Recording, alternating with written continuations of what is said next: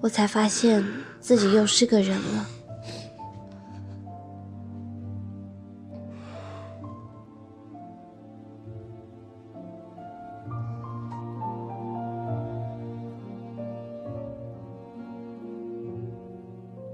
我從來不願意給你惹那麼大的麻煩，我一直在控制自己，遠離你，但我最後失敗了，我又回到了你的懷裡。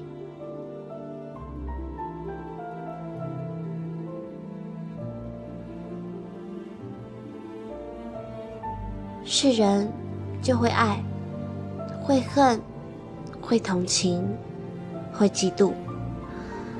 我喜歡南夢姐，是發自內心的。她是那麼的善良，幫助和關心我這個陌生人，而我卻在背後勾引她的丈夫。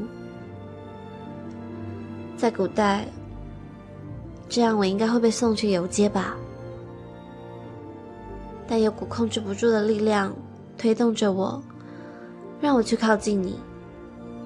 每次看到你們恩愛的樣子，我都會嫉妒，所以和你單獨在一起的時候，我能夠感到滿足，即使伴隨着深深的罪惡感。現在我要走了，我已經被他找到了，我知道他不會放我走。他是個偏執的人，選好了方向就會一路走到底。也許他也沒有惡意吧，我不知道他會怎麼樣對這個孩子，所以我必須盡快地找到他。不過你放心，我會用生命去保護這個孩子的。